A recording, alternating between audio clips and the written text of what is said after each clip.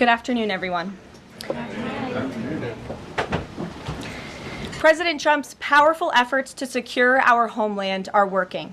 According to newly released numbers, last month, Border Patrol saw a 93% decrease of illegal aliens crossing the southwest border between ports of entry from May 2024 under Joe Biden, when they encountered more than 117,000 illegal aliens. And this particular statistic is absolutely astounding. In the month of May, under the Trump administration, 0 illegal aliens were released into our country by Border Patrol. Let me say that again. Not a single illegal alien was released into the interior of the United States of America last month under this administration. Let's contrast that to Joe Biden's failed leadership, where immigration officers were wasting their finite time and resources processing dangerous illegal aliens for release into the United States. President Trump immediately terminated that reckless Biden-era practice that undermined the rule of law, jeopardized public safety and our national security, and diverted critical resources away from stopping deadly drugs and violent criminals from entering our country. That's the reason why not a single illegal alien was released into the interior of the United States in the month of May. And as a result, we now have a border that is reaching unprecedented levels of operational success. The efforts by President Trump to stop the illegal immigrant invasion and secure the border in this short amount of time represent one of the greatest achievements by a presidential administration in the history of our great country. With illegal entries being overwhelmingly halted, the Trump administration is dramatically ramping up efforts to arrest and deport all of the millions of criminal illegal aliens that Joe Biden let into our country over the past 4 years. President Trump has directed all of our ICE officers to do everything in their power to carry out the single largest mass deportation operation in history. Illegal criminals who are hiding in America's largest so-called sanctuary cities will be increasingly targeted for removal. Radical Democrats will no longer be allowed to shelter illegals who threaten public safety as part of their cynical efforts to expand political power, drain the American taxpayer, and artificially lower wages and steal American jobs. ICE officers are courageous heroes, upholding the rule of law and keeping our citizens safe. And they have the full and unwavering support of this president. In economic news, President Trump's pro-growth agenda is delivering for the American worker. Through the first 5 months of the Trump administration, real blue-collar wages are up nearly 2%. It's the strongest growth in nearly 60 years, and a stark contrast from the negative wage growth seen during the first 5 months of the Biden administration. America is quickly returning to the successful formula of the first Trump administration: low inflation and rising wages. Once the big, beautiful bill is passed, this positive trend will only accelerate. Senate Republicans are continuing to push this critical legislation forward. The One Big Beautiful Bill will drive growth and supercharge the American economy. The Council of Economic Advisors found that the One Big Beautiful Bill will raise take-home pay by nearly $14,000 for a year for the average family of 4. The CEA also found that the One Big Beautiful Bill will increase wages as much as $11,000 for the average worker in America. The One Big Beautiful Bill expands the child tax credit and makes it permanent for more than 40 million families with children. And the bill will deliver no tax on tips, no tax on overtime, and substantial tax cuts for our incredible seniors. Simply put, the One Big Beautiful Bill is a massive win for middle-class Americans. When nearly 80 million Americans sent President Trump back to this White House, they were doing so expecting these popular policies to be enacted. Republicans in Congress have a mandate to deliver, and President Trump demands they send this historic bill to his desk for signature by Independence Day, July 4th. The American people are fully behind President Trump. According to brand new polling from Insider Advantage, a clear 54% majority of Americans approve of the job President Trump is doing. That's because this president is keeping his promises and taking action every day to improve their lives. And passing this bill will help fulfill a number of President Trump's core campaign promises. Now, regarding the ongoing situation in Iran, I know there has been a lot of speculation amongst all of you in the media regarding the president's decision-making and whether or not the United States will be directly involved. In light of that news, I have a message directly from the president, and I quote, "Based on the fact that there's a substantial chance of negotiations that may or may not take place with Iran in the near future. I will make my decision whether or not to go within the next 2 weeks. That's a quote directly from the president for all of you today. So we'll kick it off for questions here in our new media seat. We have Eli Lake from the Free Press. Eli, go ahead. And Thanks so much for having us. Thank you. The Free Press. The decision to extend the, I guess, delay in enforcing the TikTok ban. Sure.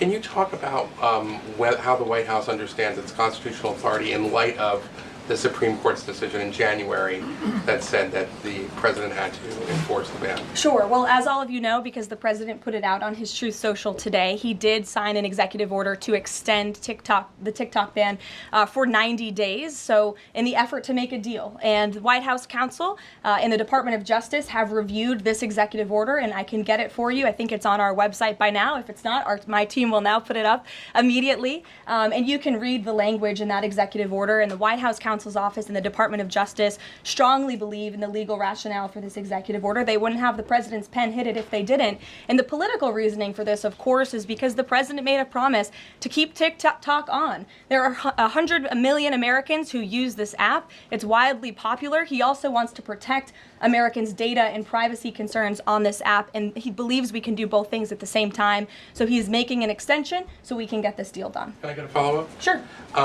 A few weeks ago, Tucker Carlson reported on a meeting between the president, Mark Levin, and others at the White House.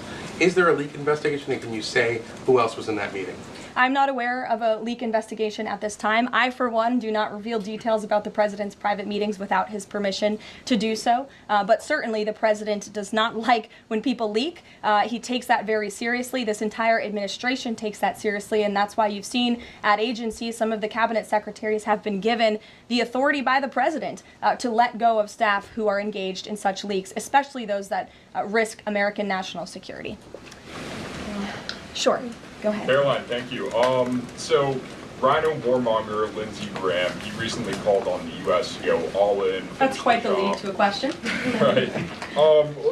What's your message to everyday Trump supporters? Not the Tucker Carlsons or other big names, but everyday Trump supporters, grassroots who voted for President Trump to stop the wars, rejected this in the primary, going into another war with voting against Nikki Haley, and they want to see non-U.S. involvement in this war. What's your message? Trust in President Trump. President Trump has incredible instincts, and President Trump kept America and the world safe in his first term as president in implementing a peace through strength foreign policy agenda. And with respect to Iran, nobody should be surprised by the president's position that Iran absolutely cannot obtain a nuclear weapon. He's been unequivocally clear about this for decades, not just as president, not just as a presidential candidate, but also as a private citizen. In fact, I have some quotes for you. In 2011, President Trump said, America's primary goal with Iran must be to destroy its nuclear ambitions. We cannot allow this radical regime to acquire a nuclear weapon that they will either use or hand off to terrorists. In 2015, the president said the problem is that Iran poses an existential threat to Israel, our Middle Eastern allies, and the United States. And of course, the president has repeated that in his first term as president and his second term as president as well. That's why he was adamantly opposed to the disastrous Iranian nuclear agreement that was implemented by President Obama. And it's why he has given great latitude and given a lot of effort to achieving a diplomatic solution. But he's been very clear. Iran went for 60 days when he gave them that 60-day warning without coming to the table. On day 61, Israel took action against Iran. And as I just told you from the president directly, he will make a decision within 2 weeks. A follow-up? Sure. Go ahead, Natalie. Thanks, Caroline. Can you confirm whether Steve Witkoff has been in touch with the Iranian foreign minister, and does Witkoff plan to go to Geneva tomorrow for talks? I am not tracking that on Mr. Witkoff's travel schedule, but I can certainly check in with him to be sure. As for correspondence between the United States and the Iranians, I can confirm that correspondence has continued. As you know, we were engaged with 6 rounds of negotiations with them in both indirect and direct ways. Thanks, Kelly. Just to clarify the president's statement just now, when he says that he'll make a decision in the next 2 weeks, is he saying that if Iran does not come back to the negotiating table within the next 2 weeks, that the president will strike? The president is saying that he will make a decision whether or not to go within the next 2 weeks. It's very clear and direct. And is he seeing any signs of progress? He obviously is holding out hope for negotiations, but is he seeing any inklings of progress that give him that hope that talks are still possible? Well, that's why he said in the statement that I just read for all of you, based on the fact that there's a substantial chance of negotiations that may or may not take place with Iran in the near future, he will make that decision within the next 2 weeks. What makes him think there's still a substantial chance, is my question. I'm not going to get into the reasoning and the rationale. The president believes that, but that's his position, and he will make a decision within the next 2 weeks. Caroline. Sure. Thanks, Caroline. President Trump has said previously in regard to Russia, he's used this phrase about 2 weeks several times in terms of like, we expect like a 2-week deadline and then you give another 2-week deadline. How can we be sure that he's going to stick to this one on making a decision on Iran? Well, in those deadlines, as you've seen in respect to Russia, Ukraine, might I add, these are two very different, complicated global conflicts, as you know, that the president inherited from our previous incompetent president in the weakness of the previous administration. And the president has spent a tremendous amount of time and effort cleaning up these crises that were caused by the last administration's just complete dereliction of duty on the world stage and American weakness. Now we have American strength again. With respect to Russia and Ukraine, because of that American strength and the president's leadership, we have seen these two sides engage in direct negotiations. And the last time the president said 2 weeks, you saw Russia and Ukraine have direct negotiations for the first time in years. And so the president is always interested in a diplomatic solution to the problems and the global conflicts in this world. Again, he is a peacemaker in chief. He is the peace through strength president. And so if there's a chance for diplomacy, the president's always going to grab it. But he's not afraid to use strength as well, I will add. Francesca. Thanks, Caroline. What exactly would a deal with Iran need to entail? No enrichment of a uranium, and it would absolutely not, Iran is not absolutely not able to achieve a nuclear weapon. The president has been very clear about that. And by the way, the deal that Special Envoy Witkoff proposed to the Iranians was both realistic and acceptable within its terms. And that's why the president is sent that deal to them. To follow up on what you told Natalie, are the talks that the United States is currently having with Iran direct, or are those through intermediaries? And if so, which countries are acting as the intermediary right now? Out of respect for the ongoing discussions and negotiations, I am not going to get into the details of them. We've provided you confirmation for now. Go ahead. Sure, and then behind you too. Oh, okay. So thanks. Sorry. On the topic of negotiations and talks, does the president have any hopes or specific expectations for the talks tomorrow between European foreign secretaries and their Iranian counterpart? Well, certainly the entire world is on the president's side when it comes to the fact that Iran cannot obtain a nuclear weapon. This is something that pretty much all of humanity, except for the Iranian terrorist regime themselves, agree upon. And so the president expects that Europe will deliver that message directly to the Iranians. Why does President Trump believe that this 90-day extension on TikTok will provide more runway perhaps than the previous extensions that haven't led to a divestment deal? Because it's more time to make a good deal. Simple question. Dasha? Thank you so much. I know things are going day by day right now. The president wants maximum optionality. Is the possibility of the U.S. getting involved in regime change in Iran at all on the table at this point? And then I have one on as well. Sure. The president's top priority right now is ensuring that Iran cannot obtain a nuclear weapon and providing peace and stability in the Middle East. And on Medicaid, Caroline, Sure. the Senate put forward Medicaid provisions, particularly a lower cap on state provider taxes that hospitals have said would lead to mass closures, particularly in rural communities. Is the president willing to sign a bill that includes those provisions that Republican senators like Josh Hawley say will lead to hospital closures? Out of respect for the ongoing discussions that the White House is very much actively involved in with our friends in the United States Senate, I won't comment on that specific provision. Look, the bill hasn't been sent to the president's desk yet. There's more room for change. The president, for one, I will reiterate, has been very clear on his priorities with respect to Medicaid. He wants to see waste, fraud, and abuse ridden from the system to protect it for tax-paying citizens who deserve those much-needed benefits. He wants to prioritize the sick, the needy, the poor in this country who deserve those benefits, not the 1.4 million illegal aliens who are receiving them. And he wants to make sure this one big beautiful bill kicks those illegal aliens off of this program to preserve it and protect it and strengthen it for the American people. And the president has been very clear in that message to his friends in the Senate. Jackie. Thank you, Caroline. Sure. Logistically, if the Iranians are getting to Geneva, does that mean they've found a way to get to the White House? I am not going to get into hypotheticals, but as you heard from the president yesterday, they have expressed interest in doing so. There's a lot of Philip. pressure on the president to come to the aid of Israel. There's a lot of pressure on him to finish the job with force. How is he balancing the concern that if he doesn't choose to do that, that it would send a message to Xi Jinping about the U.S. commitment to Taiwan? Well, the president enjoys a very respectful and cordial relationship with China's president. He has long maintained that, even in his first term.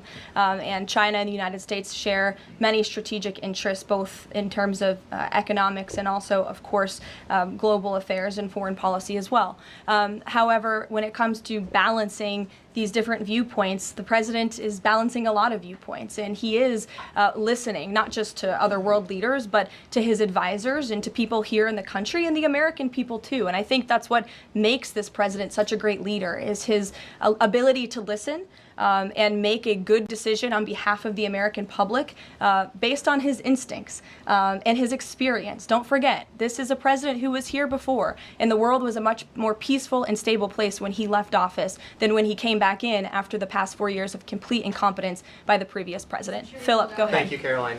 Two quick questions. When the president says Iran is very close to a nuclear weapon, is he relying on U.S. intelligence or intelligence sharing from an ally to make that assessment? It is a fact, and the United States government maintains this fact, that Iran has never been closer to obtaining a nuclear weapon. And then if the U.S. were to take some type of military action, would the president go to Congress to seek war authority?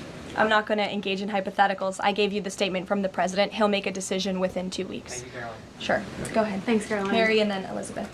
Two questions, one on Iran and then the second on something Jasmine Crockett said this morning. So given that we know the Iranian government did order an operative to assassinate the president, is there concern that Iran might respond with non-traditional military ways to some kind of strike on Iran, such as another assassination attempt? And has the Department of Justice looked into this last attempt on the president's life? I believe Secret Service and the FBI have looked into the 2 assassination attempts that took place against the president, both of which were sad days in our nation's history. So I would defer you to the Department of Justice on where those investigations stand. But as for your question regarding Iranian retaliation, I'm not going to engage in hypotheticals again, but I can assure the American public and the world that this administration is prepared and ready to defend American interests and assets, not just in the region, but here on our homeland as well. Thank you. And then really quick on Jasmine Crockett, she said, I believe, that Trump supporters are mentally ill before calling for bipartisan support against the president. Can you respond to that, especially considering she's a rising star in the Democrat Party right now? She is a rising star. It's quite something to behold, actually.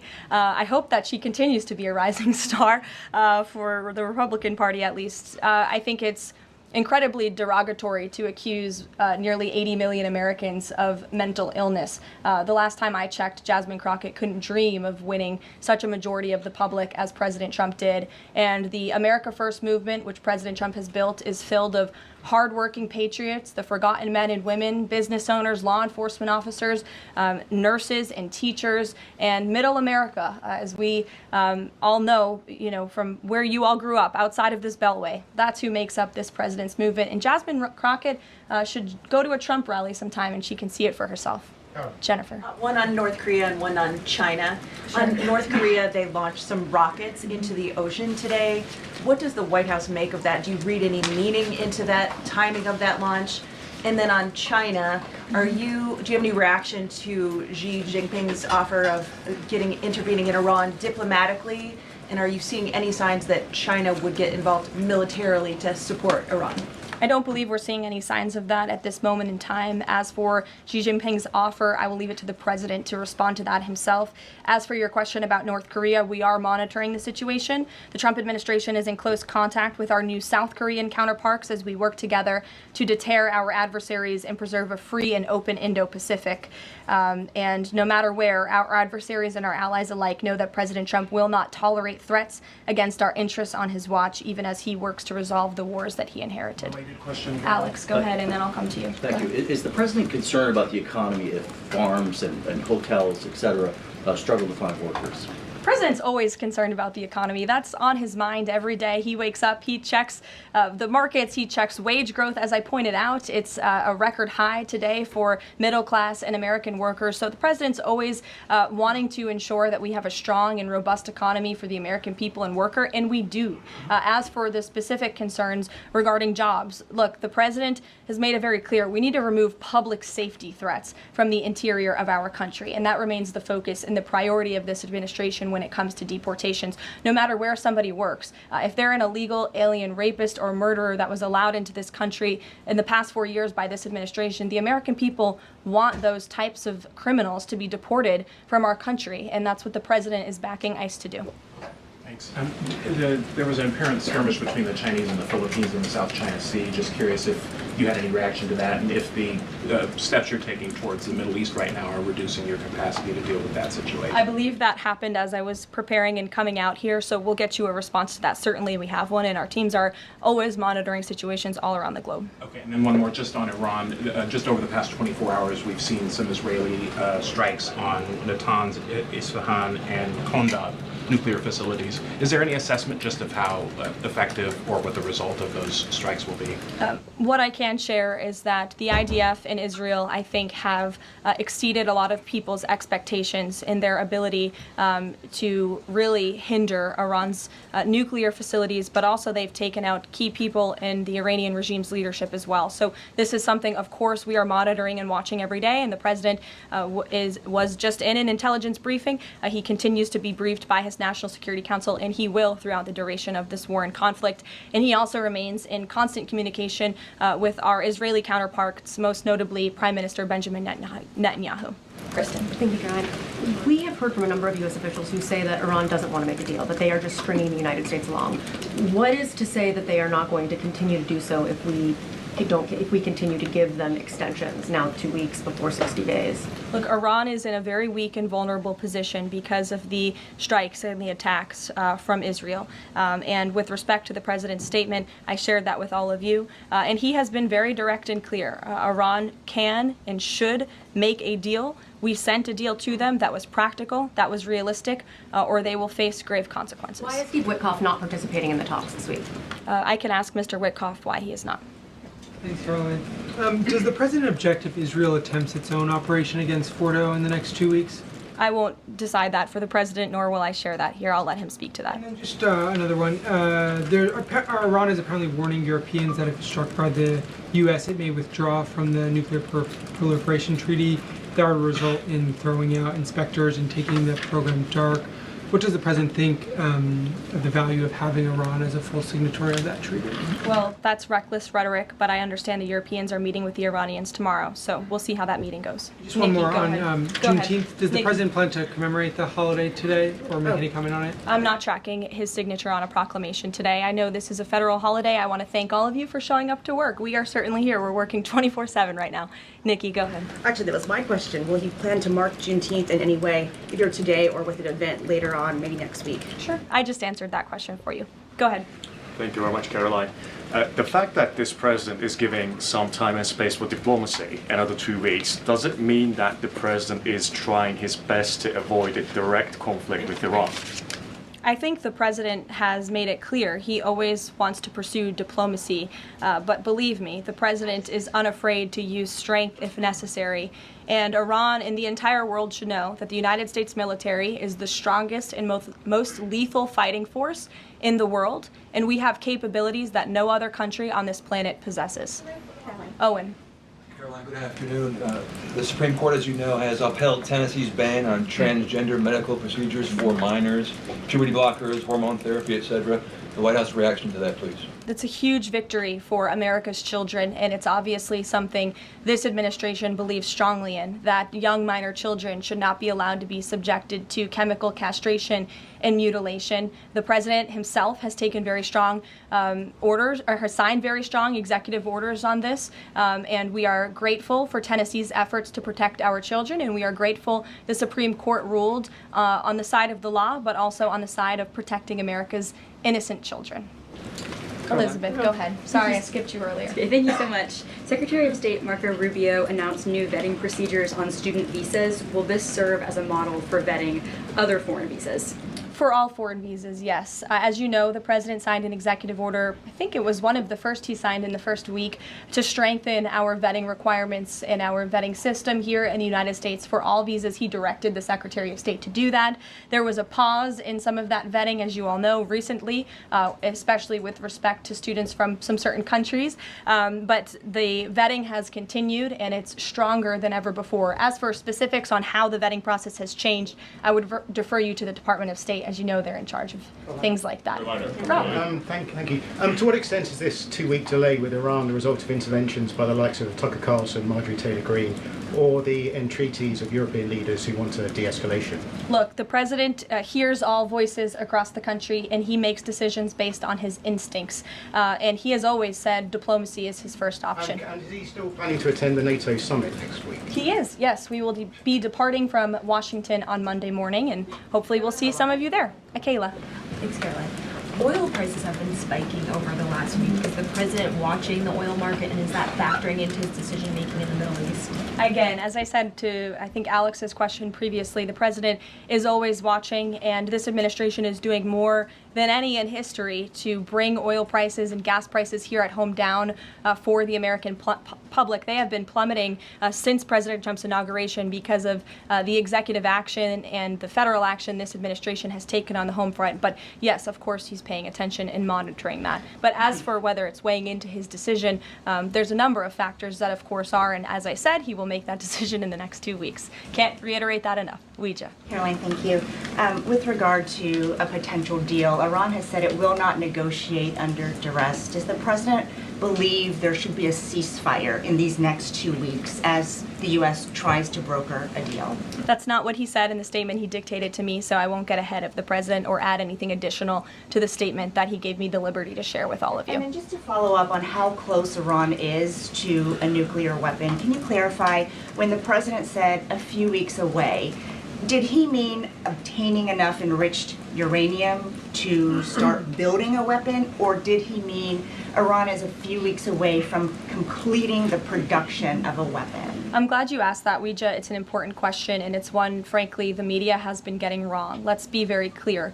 Iran has all that it needs to achieve a nuclear weapon. All they need is a decision from the supreme leader to do that, and it would take a couple of weeks to complete the production of that weapon, which would, of course, pose an existential threat not just to Israel, but to the United States and to the entire world. And that is something that the entire world, including countries like Russia, is in agreement with, that Iran should not and cannot obtain a nuclear weapon. And that's why the president believes that, and he's believed that, again, not just his political career, but frankly, his entire life.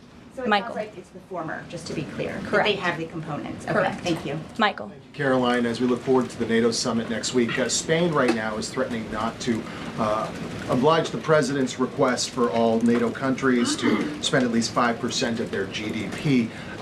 Does the president take issue with this, with Spain right now?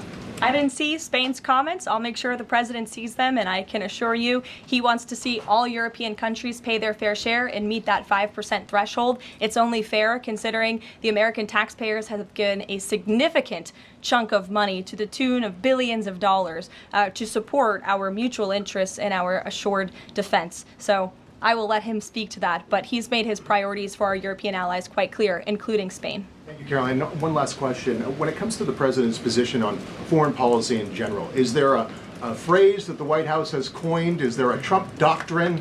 Does the president like to talk about this? Anyone here in the White House talking about this? And if so, if there is something akin to a Trump doctrine, how would you define it? America first, always. And with that, I think I'll leave you. I know there's a lot of news in the world right now. As you know, our team is always here to answer your questions, and the president, I am sure, will take more questions from you guys at some point this week, as he always does in the effort of transparency. I appreciate your being here on a federal holiday, and we'll see you later. Thank you.